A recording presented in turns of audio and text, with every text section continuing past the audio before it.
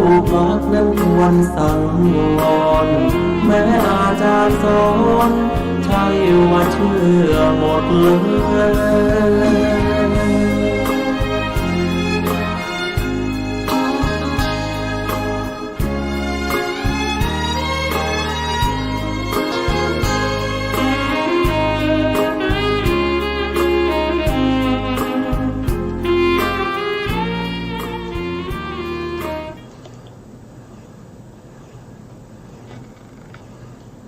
พุทธัง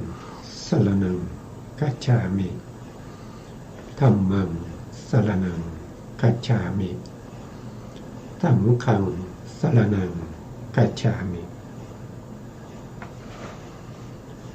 กราบนมัสการพระมหาเถระพระสังฆาธิการพระเถรานุเถระสวัสดีท่านผู้ฟังและผู้ชมทุกท่านที่ติดตามในรายการศึกษาพระสัทธรรมเพื่อการพ้นทุกข์ครั้งนี้เป็นครั้งที่36ในเรื่องของสามัญญผลสูตรซึ่งพระสูตรนี้เกิดขึ้นเนื่องจากพระเจ้าชาติศัตรูเป็นผู้ที่ทูลถามปัญหากับพระพุทธองค์ในเรื่องของผลที่สามารถจะปรากฏให้เห็นได้ชัดเจนมีอะไรบ้างถ้าผู้ที่มานับถือพระพุทธศาสนาแล้วเนี่ยจะได้ผลอย่างไรอันนี้ก็เราก็ศึกษากันมาหลายตอนแล้วนะครับยังไม่จบนะเรายังอยู่ในช่วงที่เป็นอรรถกถาของสามัญญผลสูตรนะครับแล้วก็พูดถึงในเรื่องของคือเราพูดถึงตั้งแต่เริ่มต้นนะเรื่องของศีลเรื่องของศีลเรื่องของสมาธิเรื่องของฌานตอนนี้เรากำลังจะได้ฌานก่อนที่เราจะได้ฌานเนี่ยก็มีข้อประพฤติปฏิบัติหลายอย่างนะครับแต่ที่ท่านอัตถกถาจารย์ท่านได้แสดงไว้นั้นก็คือเรื่องใหญ่ๆนั่นก็คือเรื่องของนิวรณ์นิวรณ์ห้านิวรณ์ห้าก็มีตั้งแต่กามฉันทานิวรณ์ความยินดีพอใจในการเห็นในการได้ยินในการได้กลิ่นได้รสได้สัมผัสสองก็คือพยาปาทานิวรณ์ก็คือเห็นแล้วไม่ชอบใจไม่สบอารมณ์นะสามก็คือถีนมิทะนิวรณ์ถีนมิทะนิวรณ์ก็คือจิตใจหดหู่ท้อถอยซึมเศร้าแล้วก็ง่วงเหงาหานอนนะครับเราก็ศึกษามาจนถึงถีนมิทะถีนมิทะมีการละถีนมิทะก็จะมีอยู่6ประการด้วยกันทำในการละถีนมิทะนะครับเราก็ถึงตรงนี้นะครับอาจารย์ครับวันนี้อาจารย์กันดานท่านจะได้มาสาธยายให้พวกเราได้ฟังกันต่อจากครั้งที่แล้วนะครับอาจารย์พร้อมหรือยังครับถ้าพร้อมได้เชิญเลยนะครับกราบนมัสการพระคุณเจ้าพระเถรานุเถระและสวัสดีท่านผู้ที่รับฟังและรับชมอยู่ทางบ้านนะคะต่อจากคราวที่แล้วอรรถกถาสติปัฏฐานสูตรการละถีนมิทะด้วยธรรม6ประการอีกอย่างหนึ่งธรรม6ประการย่อมเป็นไปเพื่อละถีนมิทะคือการเอานิมิตในการบริโภคมากเกินไปหนึ่งการผลัดเปลี่ยนอิริยาบถหนึ่งมนสิการถึงอาโลกสัญญาหนึ่งการอยู่ในที่กลางแจ้งหนึ่งความเป็นผู้มีกัลยาณมิตรหนึ่งการสนทนาถึงเรื่องที่เป็นสัปปยะหนึ่งก็เมื่อพระโยคาวจรฉันมากเกินไปอย่างอาหารหัตถกะพามพุทธวมิตตกะพามตัดระวะถกพามอรังสาถกพามและกากะมาสกะพามแล้วนั่งบำเพ็ญสมณธรรมอยู่ในที่พักกลางคืนและในที่พักกลางวัน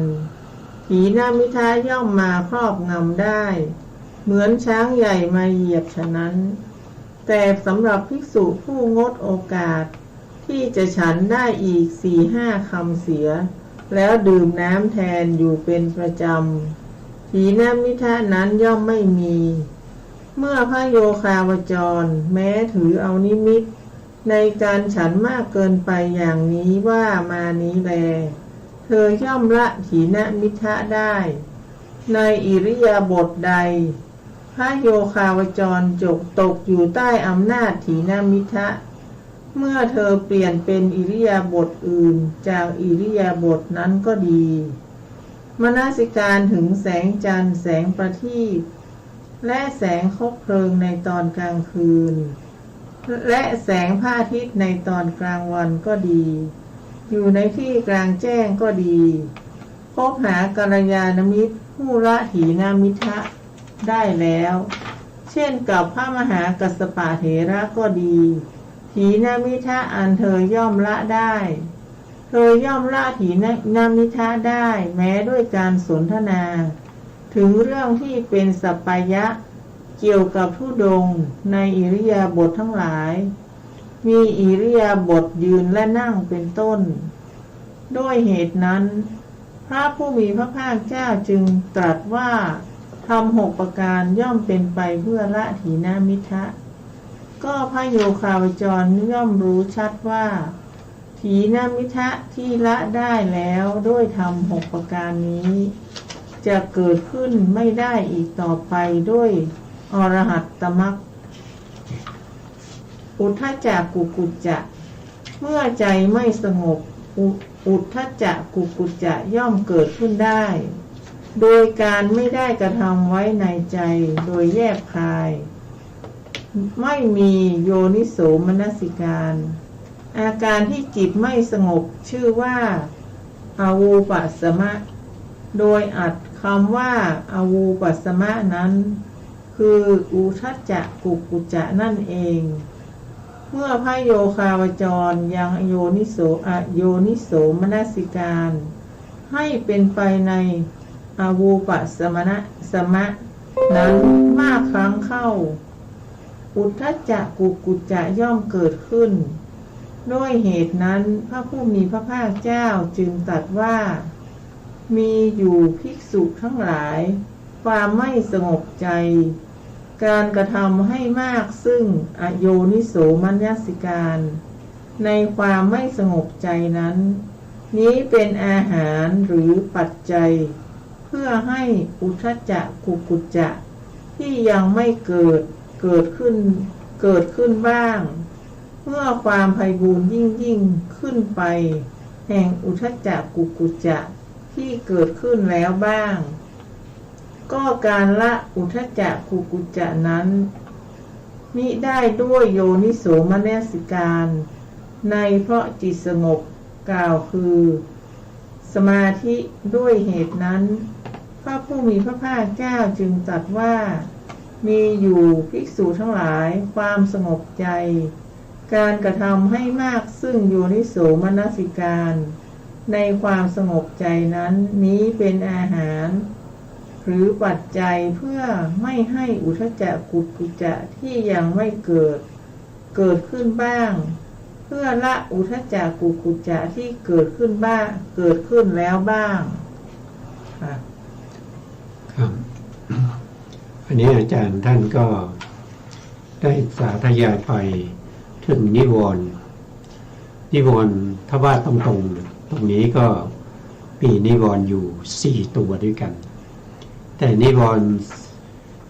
ธรรม4นิวรณ์ธรรม4นั้นเขาก็จะแบ่งนิวรณ์ออกเป็น2 ข้อนะครับข้อที่ผ่านไปก็คือ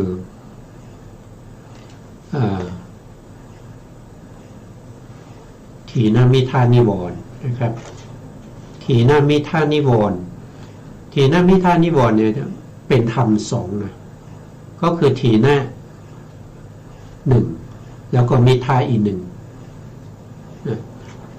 ถีนะก็คือทำให้จิตนี้หดหู่มิทาก็คือทำให้เจตสิกขันธ์3หดหู่นะ ทำสองอย่างนี้เขาจะเกิดร่วมกันทำสองอย่างนี้เกิดร่วมกันเขาเรียกว่าเป็นสหกทาจิตก็คือเกิดร่วมกันถ้าเกิดก็เกิดร่วมก็เกิดพร้อมกันถ้าไม่เกิดเขาก็จะไม่เกิดนะครับเวลาเขาจะเกิดเนี่ยเขาจะเกิดกับจิตประเภทที่เป็นเขาเรียกว่าเป็นต้องมีการชักชวนเป็นจิตที่มีกำลังอ่อนเขาเรียกว่าเป็นสัตสังขาริกเป็นจิตประเภทที่เป็นสัตสังขาริกต้องมีการชักชวนให้เกิดขึ้นทีนี้ถีนมิทะเกิดขึ้นแล้วเนี่ยก็จะทำอันตรายแต่กุศลธรรมทั้งหลายไม่ว่าเราจะจริงๆแล้วถ้าสังเกตให้ดีนะครับในชีวิตประจำวันเนี่ยมันก็จะมีพวกนิวรณ์นี่มาเกิดขึ้นนะเพียงแต่เรามองเราไม่ได้สังเกตเราไม่ได้นึกถึงนะมันก็เราก็มองไม่เห็นนะแต่โดยส่วนมากเนี่ยตั้งแต่เราให้ทานรักษาศีลนะครับทำสมาธิเจริญวิปัสสนาก็จะมีอยู่เรื่อยๆนะถีนมิทะเนี่ยเป็นสภาพที่ทำให้โดยเห็นชัดๆก็คือทำให้เราง่วงเหงาหานอนนะเราง่วงนะเพราะฉะนั้นถีนมิทะเนี่ยก็จะพระพุทธองค์ก็ตรัสว่านะครับถ้าจะละถีนมิทะเนี่ยก็ด้วยธรรม6ประการด้วยกันนะ6ประการก็คือ1ก็คือมีการเอานิมิตในการบริโภคมากเกินไปนะครับผู้ที่จะประพฤติปฏิบัติธรรมเนี่ยก็ต้องรู้จักการประมาณในการบริโภคนะโภชเนมตัญยุตาเมื่อทานอาหารหรือทานอะไรก็ตามถ้าจะอิ่มเนี่ยก็ต้องหยุดนะไม่ใช่ทานจนอิ่มมากนะครับจนอิ่มเลยไม่สามารถจะดื่มน้ำตามไปได้ถ้าทานอาหารแบบนั้นเนี่ยก็จะทำให้ผู้ปฏิบัติเนี่ยจะเกิดความง่วงเหงาหานอนได้นะอันนี้ก็ไม่ดีละได้ด้วยการต้องทำนิมิตเอาไว้ก่อนว่าเราจะไม่ทานอาหารมากเกินไปนี่เราต้องตั้งใจไว้ก่อนนะข้อที่2ก็คือเมื่อเราปฏิบัตินะครับนั่งสมาธินะแล้วก็มันง่วงจนไม่สามารถที่จะแก้ไขได้ก็ให้เปลี่ยนอิริยาบถนะให้เปลี่ยนอิริยาบถไปเดินจงกรมบ้างนะครับหรือว่าไปเข้าห้องน้ำล้างหน้าล้างตานะครับแล้วก็บางทีก็ขยับแขนขยับขาลูบหน้าลูบตาอย่างนี้เป็นต้นนะต่อไปถ้ายังไม่ได้นะครับก็ให้นึกถึงแสงสว่างนะนึกถึงแสงสว่างหรือหันหน้าไปทางที่สว่างนะให้แสงเนี่ยเข้าตานะครับมองดูนะครับมองดูแสงสว่างหรือเปิดไฟให้สว่างนะครับก็จะช่วยให้ความง่วงเหงาหานอนนี่หายไปได้นะแล้วต่อมาก็คือถ้ายังไม่หายก็ต้องไปอยู่ที่การแจ้งนะครับไปอยู่ที่การแจ้งนอกจากนั้นยังมีเรื่องของการเลือกคบบุคคลด้วยนะครับผู้ที่มีอัธยาศัยเป็นถีนมิทะเนี่ยเราก็เว้นเราก็ต้องเว้นบุคคลเหล่านั้นเราต้องคบหาบุคคลที่เขามีสมาธิดีมีกำลังในการที่จะละถีนมิทะเหล่านี้ได้นะแล้วในเวลาสนทนาก็ต้องสนทนาสภาวะธรรมที่เป็นการละถีนมิทะนะครับตรงนี้ท่านก็ได้ยกถึงเรื่องของคนที่ทานอาหารมากนะครับนะว่ามีในพระสูตรนี้ก็จะมีอยู่เท่าไหร่มีอยู่ 5-6 คนนะครับอย่างเช่นหัตถกะเนี่ยก็คือได้แก่เวลาทานอาหารแล้วเนี่ยจะลุกไม่ขึ้นนะหัตถะก็คือมือต้องดึงขึ้นนะเวลานั่งทานอาหารนั้นนะทานเสร็จแล้วไม่สามารถลุกได้นะก็เรียกเพื่อนมาให้เพื่อนเนี่ยดึงมือขึ้นอย่างเงี้ยนะครับอย่างนี้ไม่ดีนะครับ แล้วก็ยังมีผมเอาแค่ตัวอย่างก็แล้วกันนะครับนะกากะมาสักกะพามนะอันนี้ก็คือหมายถึงว่าเวลาทานมากเกินไปจนถึงคอเลยนะครับไม่สามารถลุกได้นะครับต้องให้กาเนี่ยมาจิกกินนะนี่ก็เป็นอุปไมยให้รู้นะครับบางท่านก็ทานจนมากเกินไปนะครับลุกไม่ได้ต้องนอนอยู่ตรงนั้นอย่างเงี้ยมันไม่ดีนะมันไม่ดีเป็นเหตุเป็นปัจจัยให้เกิดความง่วงแล้วก็หลับในที่สุดนะไม่ได้เจริญสมณธรรมนะแล้วก็ภาษาดีบุตรได้แสดงไว้ว่าบุคคลที่รู้จักประมาณในการบริโภคเนี่ยเขาจะไม่ทานจนอิ่มนะครับเขาจะเวลาทานเสร็จแล้วเวลาทานแล้วรู้สึกว่าจะอิ่มเนี่ยอีกสัก 4-5 คำเนี่ยก็ให้หยุดนะครับแล้วก็ให้ดื่มน้ำตามเข้าไปต้องทำอย่างนี้บ่อยๆจนชินนะครับผู้นั้นก็จะละถีนมิทะได้นะครับแล้วก็เรื่องของผู้ที่ละถีนมิทะได้อย่างแน่นอนนั่นก็คือท่านยกตัวอย่างเรื่องของพระมหากัสสปะนะพระมหากัสสปะนี้เป็นผู้ที่เชี่ยวชาญแล้วก็เป็นเอกทัคคะในเรื่องของธุดงค์นะธุดงควัตนะครับธุดงควัตธุดงควัตนี่ไม่ได้แปลว่าเดินทั้งวันนะไม่ใช่แปลว่าเดินทั้งวันนะครับก็คือเขาจะมีอยู่นะครับก็จะมีใหญ่ๆก็จะมีอยู่3อย่างนะครับหนึ่งก็คือเรื่องของจีวรเขาเรียกว่าจีวรังปฏิสังยุตนะจีวรังปฏิสังยุตก็คือเป็นบุคคลที่มีปกตินะใช้ผ้าบางสกุลเป็นวัดนะผ้าบางสกุลก็คือผ้าที่ได้มาจากการแสวงหาจากผ้าห่อศพอะไรพวกนี้นะไม่ใช่ผ้าที่เข้ามาถวายนะครับอันนี้ต้องใช้ผ้าอย่างนั้นเป็นประจำนะเป็นวัด2ก็คือในชีวรปฏิสังขายุตนะครับการถือผ้า3ผืนเป็นวัดก็คือเขาจะไม่ใช้ผ้ามากกว่า3ผืนก็จะมีอะไรบ้างก็จะมี1ก็คือสบงนะ2ก็คือจีวรนะ3ก็คือสังคตินะครับก็ใช้3ผืนนี้ตลอดนะไม่ใช้ผ้ามากกว่า3ผืนนะครับใช้แค่3ผืนเท่านั้นนะอันนี้เป็นเรื่องของจีวร2ก็เรื่องของบิณฑบาตนะเรื่องของบิณฑบาตอันนี้พระมหากัสสปะนี้ท่านเป็นเอกทัคคะในเรื่องของธุดงควัตนะท่านยกตัวอย่างมาให้เรานะครับเราก็ศึกษาไปนะครับ2ก็คือเรื่องของบิณฑบาตนะบิณฑบาตปฏิสังยุตท่านว่าอย่างนั้นนะครับก็จะมี1ก็คือถือบิณฑบาตเป็นวัดนะครับคือไม่รับอาหารในบ้านคือไม่รับนิมนต์นะครับจะต้องเดินบิณฑบาตเป็นวัดแล้วก็จะฉันเฉพาะที่ได้บิณฑบาตมาเท่านั้นนะต่อไปก็คือการถือบิณฑบาตตามลำดับบ้านนะครับก็คือหมายถึงว่า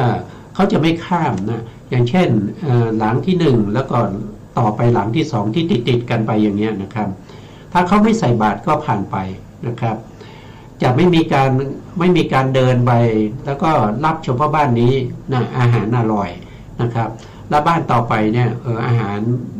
ไม่ค่อยดีนะก็เว้นไปอย่างเงี้ยไม่ได้นะครับต้องรับไปเดียงไปตามลำดับนะครับจะไม่มีการข้ามลำดับกันนะอันนี้เป็นข้อที่2ในเรื่องของการบิณฑบาตนะ3ก็คือถือการฉันในอาสนะเดียวก็คือเวลานั่งฉันแล้วเนี่ยจะไม่รับอาหารอีกนะครับใครจะมาถวายหรือว่าจะมาใส่บาตรอะไรเนี่ยไม่รับนะถ้านั่งฉันแล้วเนี่ยก็จะฉันเท่านั้นนะครับหลังจากฉันแล้วเนี่ยถ้าลุกจากอาสนะแล้วจะไม่ฉันอีกนะครับจะฉันอีกทีก็พรุ่งนี้เช้าบิณฑบาตมานะครับในนี้เรียกว่าการถือฉันในอาสนะเดียวนะข้อต่อไปนะ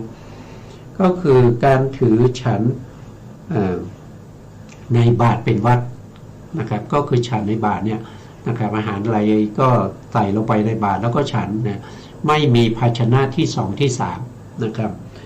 ข้อต่อไปก็คือการห้ามพัดนะครับห้ามพัดนี่ก็คือหมายถึงว่าถ้าใครมีเวลาเรานั่งฉันแล้วนะใครจะมาถวายนี่จะไม่รับอันนี้ก็เป็นเรื่องของบิณฑบาตแล้วก็มีข้อที่สามก็คือเรื่องของเสนาสนะนะเสนาสนะป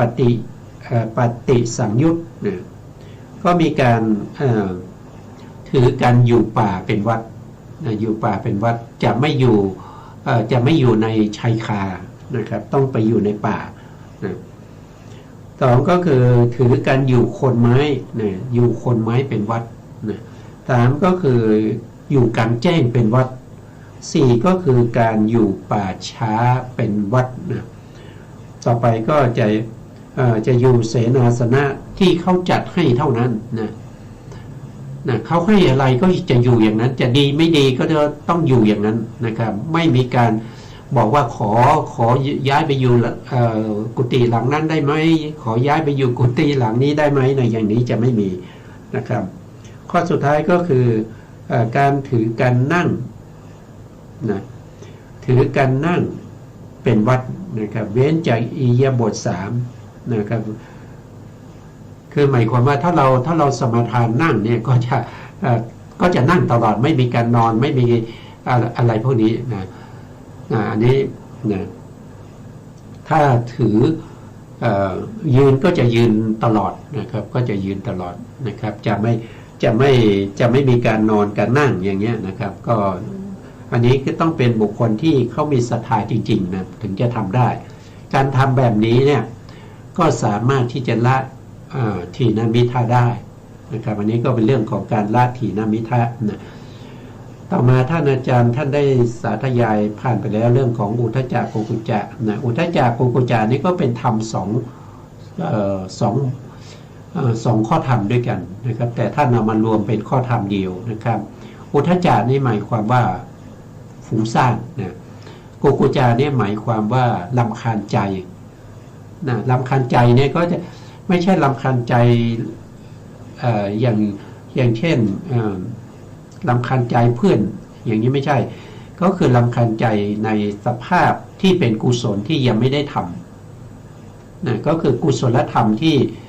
เขาชวนไปทอดพระป่าทอดกฐินเราไม่ได้ไปอย่างเงี้ยก็รำคาญใจเราน่าจะไปนะอย่างนั้นอย่างนี้นะ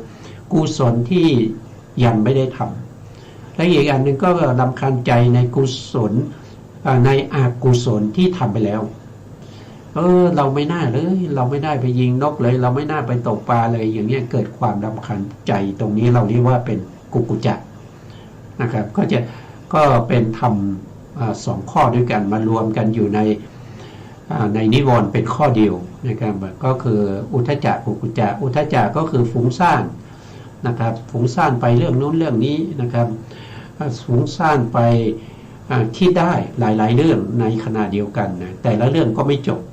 ไม่จบไม่ได้เรื่องและได้ราวนี่ก็เป็นอุทธัจจะกุกุจจะนะครับต่อไปก็จะเป็นธรรมขุที่ละอุทธัจจะกุกุจจะนะครับการละอุทธัจจะกุกุจจะด้วยธรรม6ประการอีกอย่างหนึ่ง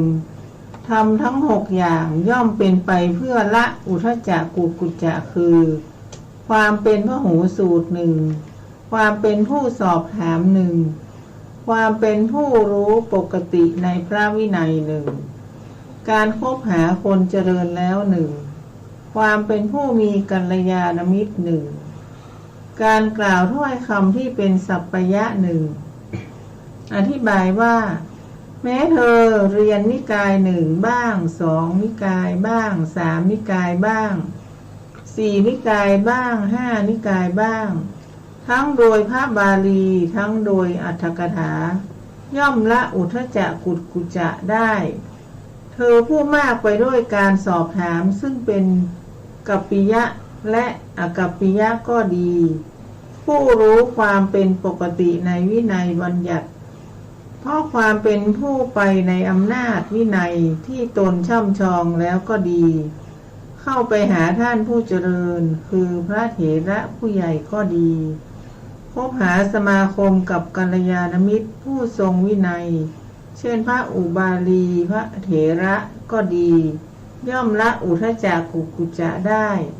ในอิริยาบถทั้งหลายมีการยืนและการนั่งเป็นต้น เธอย่อมละได้ด้วยการกล่าวถ้อยคำที่เป็นสัพพยะเกี่ยวกับสิ่งที่เป็นกัปปิยะและอกัปปิยะด้วยเหตุนั้นพระผู้มีพระภาคเจ้าจึงตรัสว่าธรรม6อย่างย่อมเป็นไปเพื่อละอุทธัจจะกุกุจจะเธอย่อมรู้ว่าบรรดาอุทธัจจะกุกุจจะที่ละได้แล้วด้วยธรรม6อย่างนี้อุทธัจจะจะไม่เกิดขึ้นต่อไปด้วยอรหัตตมรรคกุกุจจะจะไม่มีการเกิดขึ้นต่อไปด้วยอนาคามีมรรคต่อไปวิจิกิจฉาต่อเลยนะครับต่อเลยครับวิจิกิจฉาย่อมเกิดขึ้นได้โดยไม่มนสิการในธรรมทั้งหลายอันเป็นที่ตั้งแห่งวิจิกิจฉาที่ชื่อว่าธรรมเป็นที่ตั้งแห่งวิจิกิจฉาก็ได้แก่วิจิกิจฉานั่นเองเพราะเป็นเหตุแห่งความสงสัยบ่อยๆเมื่อเรายังอโยนิโสมนสิการในวิจิกิจฉานั้นให้เป็นไปมากครั้งเข้าวิจิกิจฉาย่อมเกิดขึ้นด้วยเหตุนั้นพระผู้มีพระภาคเจ้าจึงตรัสว่ามีอยู่ภิกษุทั้งหลายทำเป็นที่ตั้งแห่งวิจิกิจฉาการกระทำให้มากซึ่งอโยนิโสมนสิการในธรรมนั้นนี้เป็นอาหารหรือปัจจัยเพื่อให้วิจิกิจฉาที่ยังไม่เกิดขึ้นบ้างเพื่อความไพบูรย์ยิ่งขึ้นแห่งวิจิกิจฉาที่เกิดขึ้นแล้วบ้างแล้วการละวิจิกิจฉานั้น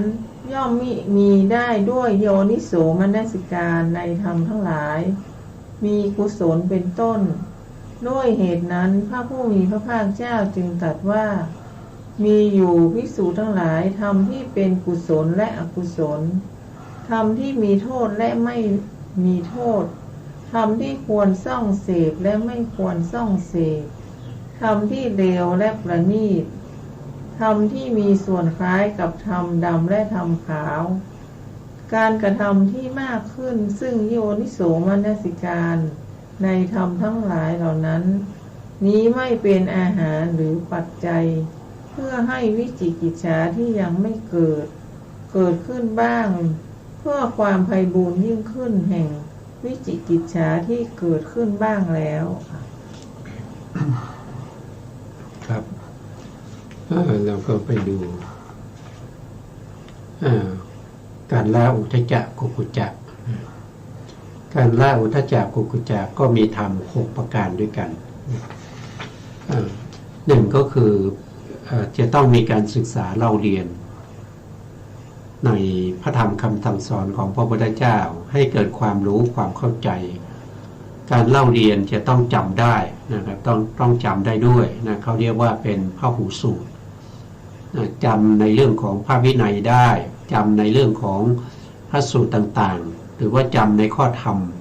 ต่างๆในพระอภิธรรมได้นะ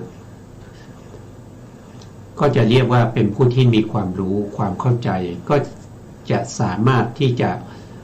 ละอุทธัจจะกุกุจจะได้นะครับก็คือความฟุ้งซ่านกับความรำคาญใจได้แล้วก็เป็นผู้ที่มีการสอบถามนะมีการสอบถามเมื่อเราไม่เข้าใจในข้อธรรมต่างๆเราก็จะต้องมีการสอบถามว่าข้อธรรมข้อนี้เกี่ยวข้องกับอะไรมันเป็นยังไงนะครับสงสัยตรงไหนก็ถามเขาไม่ต้องกลัวไม่ต้องอายนะครับข้อต่อไปก็คือเป็นผู้ที่มีความรู้ปกติในพระวินัยอันนี้จะทำให้เราหายสงสัยแล้วก็หายความฟุ้งซ่านได้ด้วยนะครับข้อที่ถ้าเรามีความรู้ความเข้าใจในเรื่องของพระวินัยถ้าเราไม่มีความรู้ความเข้าใจในพระวินัยเนี่ยเราก็จะรำคาญใจอยู่เรื่อยว่าการประพฤติปฏิบัติของเราเนี่ยมันดีมันถูกต้องหรือเปล่า มันก็จะฟุ้งไปมันก็จะฟุ้งไปว่าทำไมเป็นอย่างนั้นอย่างนี้นะมันก็ทำให้เราเนี่ยไม่สามารถที่จะปฏิบัติธรรมให้เจริญก้าวหน้าไปได้นะครับต้องมีความรู้ความเข้าใจ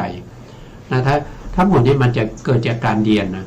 เกิดจากการเรียนกันเล่าเรียนกันได้ยินได้ฟังการฟังทำบ่อยๆนะข้อต่อไปก็คือคบหาคนที่เจริญแล้วนะก็คือคบหาผู้ที่เป็นพหูสูตรนะอย่างเช่นในสมัยพุทธกาลนี้ก็มีมากมายพหูสูตรนี่มีมากมายนะปัจจุบันนี้หายากอยู่นะหายากอยู่แต่ก็ไม่ยากเกินไปนะครับถ้าเราสนใจแล้วก็ตั้งใจจริงๆว่าเราอยากจะศึกษานะครับอยากจะศึกษาพระไตรปิฎกนะครับจะศึกษาพระอภิธรรมปัจจุบันนี้ก็มีหลายสำนักนะครับทั่วประเทศไทยเนี่ยมีมากมายนะหลายจังหวัดนะเกือบทุกจังหวัดก็จะมี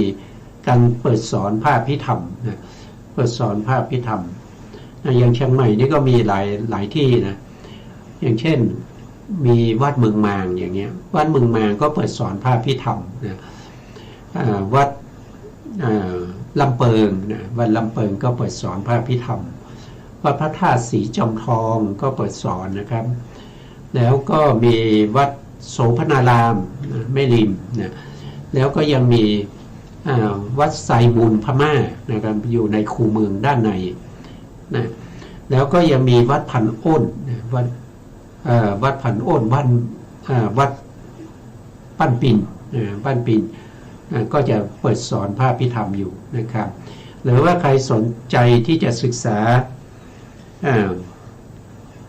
พระวินัยหรือว่าพระสูตรเนี่ยก็มีผู้ที่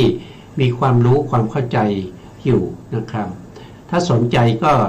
ติดต่อสำนักเรียนเหล่านี้นะครับท่านก็จะแนะนำเราว่าควรจะไปศึกษาที่ไหนอย่างไรนะอันนี้เป็นเรื่องสำคัญนะครับเพราะว่าเราเป็นชาวพุทธเราต้องมีความรู้ความเข้าใจถ้าเราไม่รู้ไม่เข้าใจถ้าใครมาถามเราเนี่ยเราก็ตอบไม่ได้ว่าคุณเป็นพุทธเนี่ยคุณรู้อะไรบ้างนะครับใครเป็นศาสดาของท่านนะครับแล้วท่านชอบใจในข้อธรรมข้อไหนท่านจึงเป็นชาวพุทธท่านจึงมีศรัทธานับถือพระพุทธเจ้าและรู้จักพระพุทธเจ้าไหมพระพุทธเจ้าคือใครอย่างไรเนี่ยนะแล้วเราจะตอบเขาได้ไหมใครถามก็ว่าคนนับถือศาสนาไหนก็นับถือศาสนาพุทธแล้วศาสดาของท่านสอนอะไรตอบไม่ได้เลยไม่รู้จะว่ายังไงศาสดาของท่านเป็นใครเนี่ยก็ตอบไม่ได้นะครับไม่รู้จะเอาหน้าไปไว้ไหนนะครับมันต้องรู้นะครับมันต้องรู้นะต้องรู้ต้องเข้าใจต้องทำสิ่งเหล่านี้มันหาได้นะครับความรู้เหล่านี้มันหาได้นะครับในปัจจุบันนี้นะครับคอมพิวเตอร์ก็มีมากมายนะครับศึกษาในคอมพิวเตอร์ก็ได้นะครับใน YouTube ก็มีนะครับเยอะแยะในเรื่องของพระพุทธศาสนานะครับต่อไปข้อต่อไปก็คือมีกัลยาณมิตรกัลยาณมิตรนี่ก็ต้องดูนะครับไม่ใช่ว่ากัลยาณมิตรเนี่ยจะเป็นบุคคลที่เป็นอาจารย์ของเราเอาเป็นปัจจุบันนะเราต้องดูด้วยว่าอาจารย์ของเราเนี่ยเป็นกัลยาณมิตรหรือเปล่าอาจารย์ของเรามันบางทีเนี่ยก็ไม่ใช่กัลยาณมิตรนะกัลยาณมิตรนะจะต้องเป็นบุคคลที่ชักชวนให้เราทำบุญทำกุศลนะจิตใจของเราเป็นบุญเป็นกุศลไม่ใช่ชวนเราไปทำอย่างอื่นนะครับชวนเราไปสวดอะไรก็ไม่รู้นะครับไม่ใช่พุทธคุณไม่ใช่ธรรมคุณไม่ใช่สังฆคุณไปสวดเพื่อจะแก้บนไปทำน้ำมนต์ไปเสี่ยงทายหมอดูหมอยามอะไรพวกนี้มันอันนี้ไม่ใช่กัลยาณมิตรนะครับนะไม่ใช่กัลยาณมิตรนะแล้วก็ต่อไปก็คือการกล่าวถ้อยคำที่เป็นสัพพยะนะครับสัพพยะก็คืออย่ากล่าวเดรัจฉานวิชานะครับไม่ต้องไปกล่าวเรื่องไม่ต้องไปสนทนาในเรื่องของการเมืองการบ้านการเมืองเรื่องสังคมเศรษฐกิจให้สนทนาธรรมแต่เฉพาะในส่วนที่เป็นไปเพื่อประโยชน์ในเรื่องของการจะละถีนามิทะนะครับหรือว่าการจะละเสียซึ่งอุทธัจจะกุกุจจะการจะละเสียซึ่ง กามฉันทานิวรณ์จะละเสียซึ่งพยาปาทานิวรณ์แล้วก็วิจิกิจฉานิวรณ์ควรจะสนทนาในสิ่งเหล่านั้นนะครับจะดีกว่าจะดีกว่าตรงนี้ท่านก็พูดถึงเรื่องของพระบาลีนะพระบาลีนี่เป็นผู้ที่ได้รับเอกทัคคะเป็นพระที่เป็นเลิศกว่าพระภิกษุสงฆ์ทั้งหลายในเรื่องของพระวินัยนะครับมีอยู่ท่านเดียวนะครับเป็นผู้ที่เป็นเลิศในเรื่องของพระวินัยในสมัยพุทธกาลนะครับพระพุทธองค์แต่งตั้งไว้ต่อไปครับอาจารย์ครับการละวิจิกิจฉาด้วยธรรม6 อย่าง อีกอย่างหนึ่งธรรมทั้ง6 อย่างย่อมเป็นไปเพื่อละวิจิกิจฉาคือความเป็นพหูสูตร 1ความเป็นผู้สอบถาม 1ความเป็นผู้รู้ปกติในพระวินัย 1ความเป็นผู้มากด้วยอธิโมกข์ 1ความเป็นผู้มีกัลยาณมิตร 1การกล่าวถ้อยคำที่เป็นสัพพยะ 1อธิบายว่าแม้เรียนนิกาย1บ้าง5 นิกายบ้างทั้งโดยพระบาลีทั้งโดยอรรถกถาย่อมละวิจิกิจฉาได้แม้ด้วยพาหุสัจจะผู้มากด้วยการสอบถามโดยการปรารภพระรัตนตรัยก็ดีผู้มีความชำนาญช่ำชองในพระวินัยก็ดีผู้มากไปด้วยอธิโมกข์กล่าวคือมีศรัทธามั่นคงในพระรัตนตรัยก็ดีผู้คบหากัลยาณมิตรผู้เป็นศรัทธาวิมุตติและวักกลิเถระก็ดีย่อมละวิจิกิจฉาได้ในอิริยาบถทั้งหลายมีการยืนการนั่งเป็นต้นเธอย่อมละวิจิกิจฉาได้แม้ด้วยถ้อยคำที่เป็นสัปปายะเกี่ยวกับคุณของพระรัตนตรัยด้วยเหตุนั้นพระผู้มีพระภาคเจ้าจึงตรัสไว้ว่าธรรม6 อย่างย่อมเป็นไปเพื่อละวิจิกิจฉาพระโยคาวจรย่อมทราบชัดว่าวิจิกิจฉาที่ละด้วยธรรม6 อย่างเหล่านี้จะไม่มีการเกิดขึ้นต่อไปเพราะโสดาปัตติมรรคคำว่าด้วยเหตุดังพรรณนามานี้ภายในบ้างความว่าพระโยคาวจรพิจารณาเห็นธรรมในธรรมทั้งหลายของตนหรือในธรรมที่ทั้งหลายของผู้อื่นคือในธรรมทั้งหลายของตนตามการที่เหมาะสมหรือของผู้อื่นตามการที่เหมาะสมด้วยการกำหนดเห็นนิวรณ์5 อย่างนี้อยู่แต่ในนิวรณ์บัพนี้พระโยคาวจรควรนำความเกิดขึ้นและความเสื่อมออกไปด้วยอโยนิโสมนสิการในอโยนิโสมนสิการในสุภนิมิตเป็นต้นโดยในที่ตรัสไว้แล้วในนิวรณ์5ข้อความต่อจากนี้ไปมีวินัยดังกล่าวแล้วนั่นแหละครับขอบคุณมากเลยอาจารย์นะครับต่อไปเราก็มาศึกษาอธิบายเกี่ยวกับเรื่องของนิวรณ์ทั้งหลายเราก็ศึกษามาจนจบนะครับเรามาดูรายละเอียดกันก่อนที่เราจะกลับไปต่อในทีฆนิกายนะครับศีลขันธวัตรในเรื่องของสามัญญผลสูตรนะครับเพราะในสามัญญผลสูตรครั้งที่แล้วเนี่ยเราพูดถึงนิวรณ์แล้วเราก็มาศึกษานิวรณ์ในนิวรณ์ประภาสในสติปัฏฐานนะครับเราก็จะศึกษาก็จะจบวันนี้แล้วนะครับวิจิกิจฉาเนี่ยเราจะละได้ด้วยธรรม6 ประการด้วยกันนะครับข้อที่1ก็เป็นพหูสูตรนะครับพหูสูตรผู้ที่ทรงจำพระธรรมคำสั่งสอนของพระพุทธเจ้าได้มากเนี่ยก็จะเป็นบุคคลที่ไม่มีความสงสัยไม่สงสัยในพระพุทธเจ้าไม่สงสัยในพระธรรมพระสงฆ์ ไม่สงสัยในข้อประพฤติปฏิบัติไม่สงสัยในเรื่องของกรรมและผลของกรรมนะครับว่ามันเป็นเหตุเป็นผลหมดเพราะว่าเราได้ศึกษาเล่าเรียนมาแล้วเราเป็นพหูสูตรนะแต่ถ้าเรายังสงสัยอยู่นั่นแสดงว่าเรายังศึกษาไม่เพียงพอนะครับเราต้องศึกษาให้มากกว่าให้มากกว่านี้นะเมื่อมีความสงสัยก็ต้องมีการสอบถามนะสอบถามผู้รู้ผู้เข้าใจในการสอบถามเราต้องรู้ก่อนนะครับว่าผู้ที่เราไปถามนะเขามีความรู้ไหมนะบางทีเนี่ยเวลาเราไปสอบถามเนี่ยเราอาจจะได้ความรู้ที่ผิดมานะครับซึ่งเป็นความรู้ที่มันไม่ตรงกับ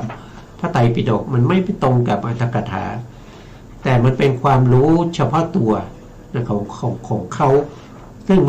เขาอาจจะเป็นมิจฉาทิฏฐิก็ได้นะครับต้องดูให้ดีว่าจะสอบถามใครนะ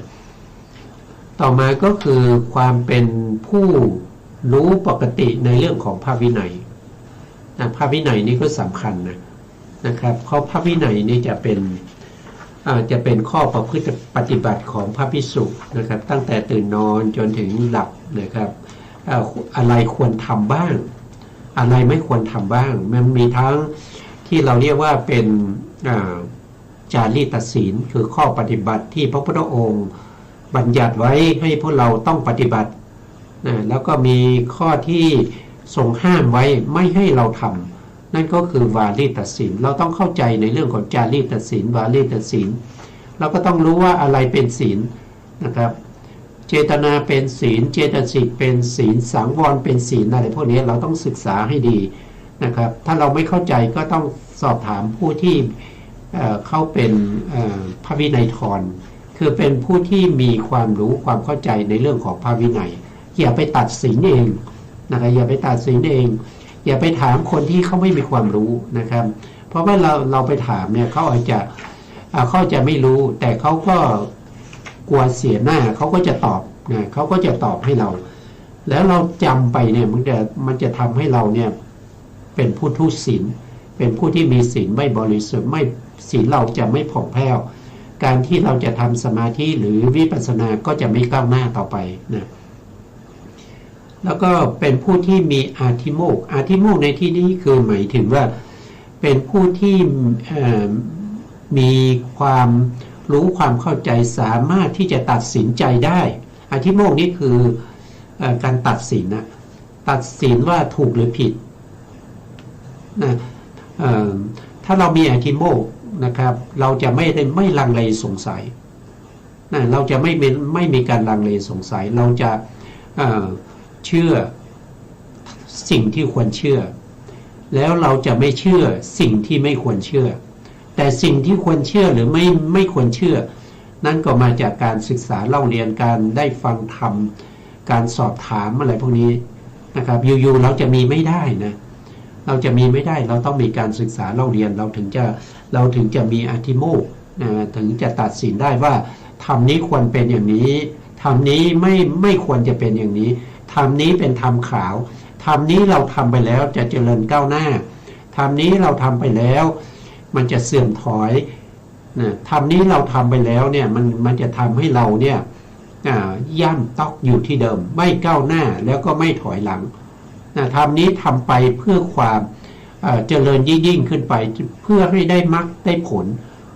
เราจะรู้เองเพราะอะไรเพราะว่าเราได้ยินได้ฟังมามากเราทรงจำไว้ได้มากเราสามารถที่จะนำความรู้ความเข้าใจหรือข้อมูลต่างๆเหล่านั้นมาพิจารณาในการตัดสินในเรื่องของอาธิโมกข์ได้ทำให้ความสงสัยของเราหายไปนะครับ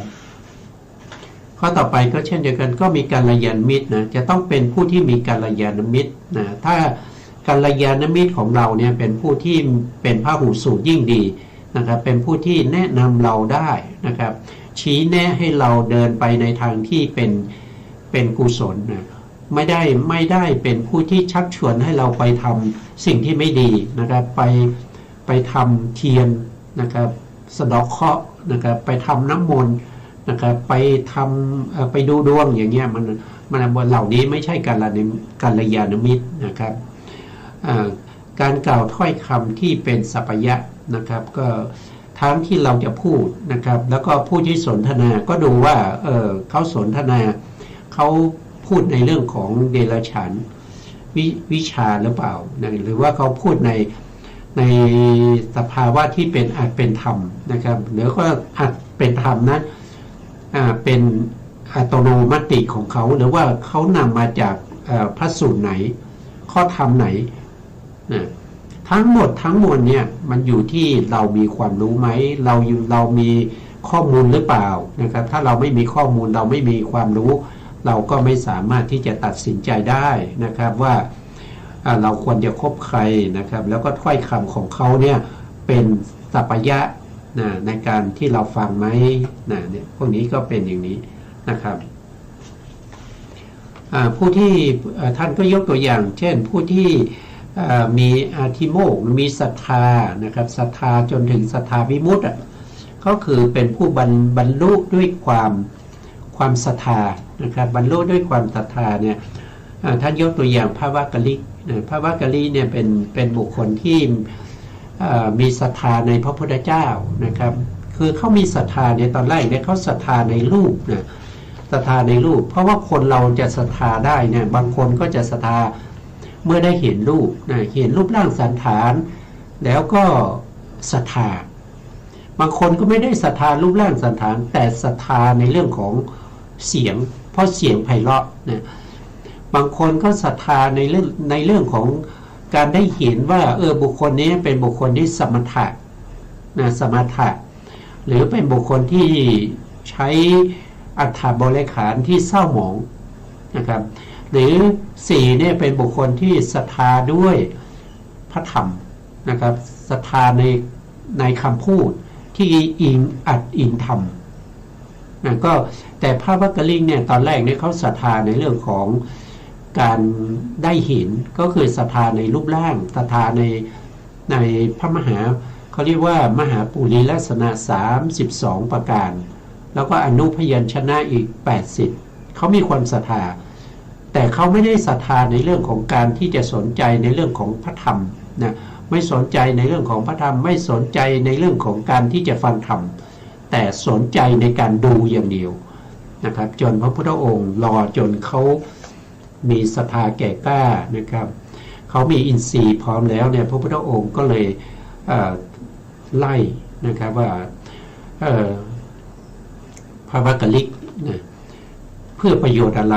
นะเธอจะมาตามดูพระตถาคตนะทั้งเช้าทั้งเย็นอย่างนี้นะไปให้ไกลๆอย่ามาอีกนะก็ไล่พระวักกลิกนะพระวักกลิกก็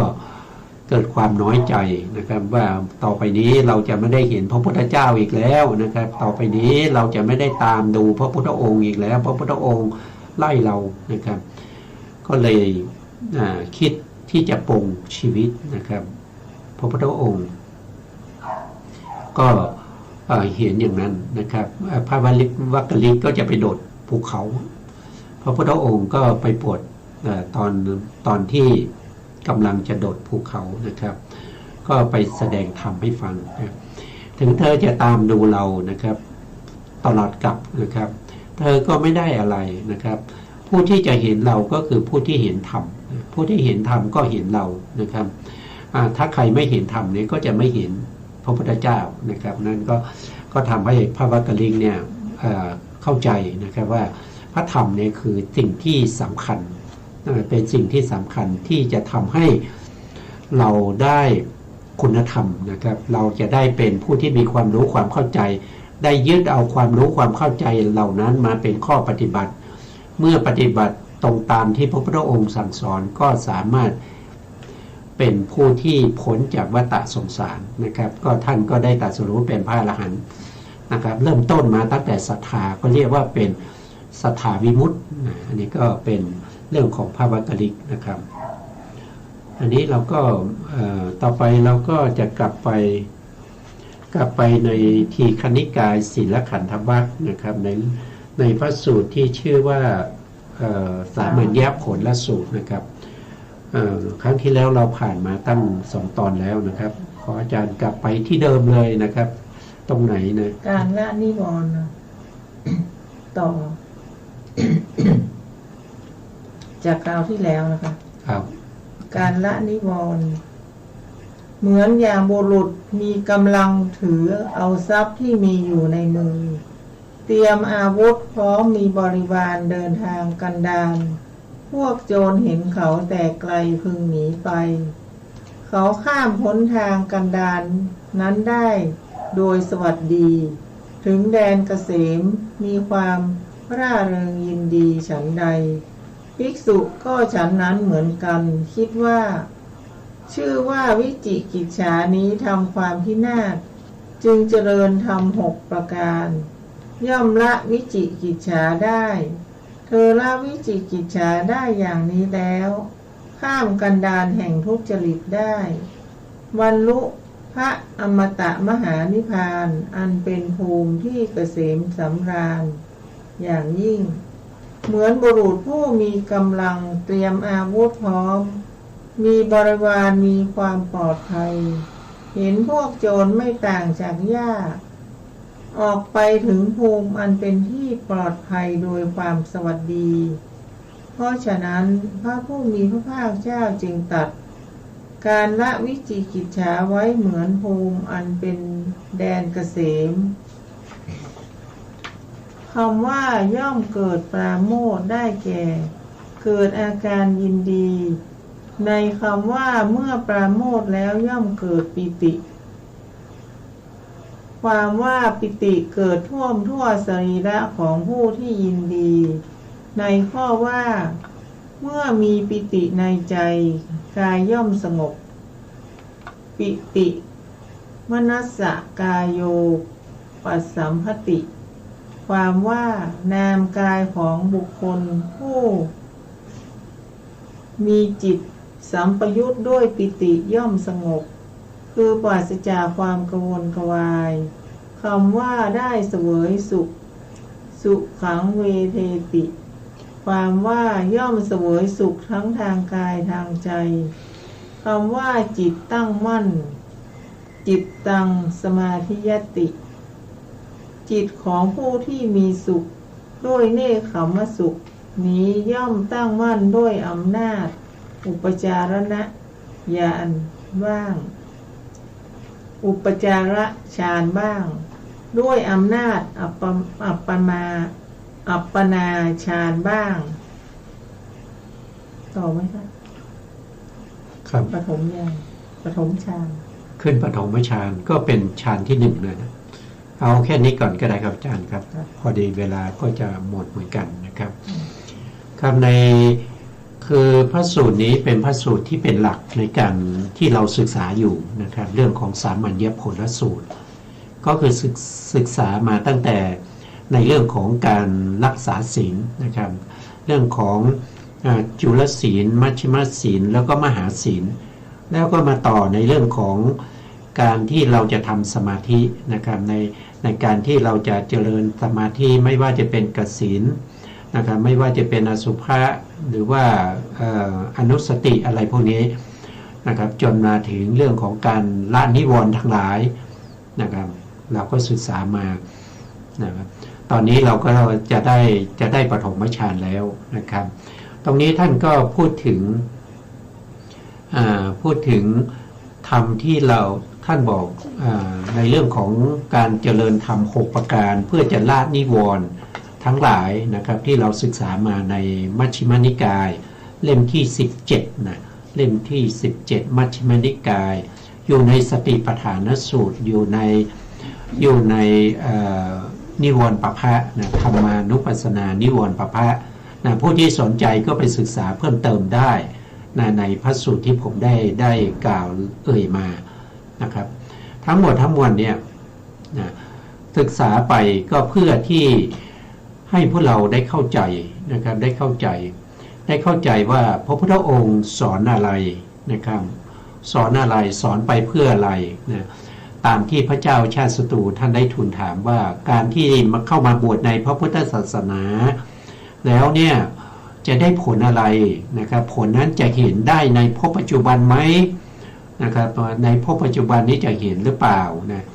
พระพุทธองค์ก็ได้ตัดตอบไป ปัญหามาเรื่อยๆนะครับตรงถ้าเราพูดถึงฌานตรงนี้นะครับที่พูดถึงปาโมทย์ปาโมทย์คือเกิดอาการยินดีปาโมทย์เนี่ยเป็นลักษณะของปิติอ่อนๆนะครับปิติอ่อนๆก็คือหมายถึงว่าปิติน้อยๆนะครับปิติกำลังจะเริ่มได้ปิติคือเบื้องต้นของปิติก็คือปาโมทย์นะปาโมทย์นะครับต่อมาก็พูดถึงปิตินะครับก็คือลำดับที่2เนี่ยท่านก็พูดถึงปิตินะปิติก็คือสภาวะที่เอิบอิ่มในใจท่วมท้นสรีระของผู้ที่ปฏิบัตินะครับก็รู้สึกถึงความเอิบอิ่มใจผู้ที่ปฏิบัติจะได้ฌานเนี่ยทุกคนจะต้องมาอย่างนี้นะต้องมีอย่างนี้ก่อนนะครับจะต้องมีปราโมทย์นะครับจริงๆเริ่มต้นจริงๆเนี่ยตรงนี้ท่านข้ามมานะครับก็จะต้องมีอวิปปิสารอวิปปิสารก็คือจะต้องเป็นคนที่ไม่มีความรำคาญใจนะครับก็คือพวกนิวรณ์ทั้งหลายนะข้ามมาแล้วก็จะมีข้ามจากนั้นมาก็จะมีปราโมทย์ก็คือความยินดีแต่เป็นความยินดีที่ใกล้ๆกับปิตินะแต่ปิตินี่จะมีความเอิบอิ่มใจทั่วในสลิกในร่างกายของเรานะครับมีอยู่5อย่างด้วยกันส่วนรายละเอียด5อย่างเราก็จะพูดกันต่อไปในครั้งต่อไปนะครับแล้วก็เมื่อปิติเกิดขึ้นเนี่ยก็ทำให้ผู้ที่ปฏิบัตินั้นนะครับมีความสงบต่อไปก็จะสงบแล้วก็เกิดเป็นความสุขนะเกิดความสงบแล้วก็เกิดสุขขึ้นมานะครับเกิดสุขขึ้นมานะครับเมื่อสุขเกิดขึ้นมาจิตก็จะตั้งมั่นนะจิตก็ตั้งมั่นเมื่อจิตตั้งมั่นนั่นแสดงว่าเป็นสมาธินะครับก็คือเข้าถึงอัปปนานะครับวันนี้เวลาเราหมดแล้วนะครับนะพูดจะกินเวลาของทางสถานีนะครับเพราะก็คืนเวลาให้ทางสถานีก่อนนะครับตัวท้ายนี้ขอกราบขอบพระคุณพระครูสมุทรวิสุวัฒน์วรกิจโจผู้อำนวยการสถานีวิทยุเพื่อการศึกษาพระพุทธศาสนาและวัฒนธรรม FM 104.5 เมกะเฮิรตซ์วัดฝายหินจังหวัดเชียงใหม่และขอกราบขอบพระคุณพระครูปริยัติยานุศาสตร์ขอบคุณผู้การธนเดชาขอบคุณท่านผู้ฟังและผู้ชมทุกท่านที่ติดตามในรายการศึกษาพระสัทธรรมเพื่อการพ้นทุกข์พบกันใหม่ในโอกาสต่อไปครับวันนี้ลาไปก่อนครับสวัสดีครับ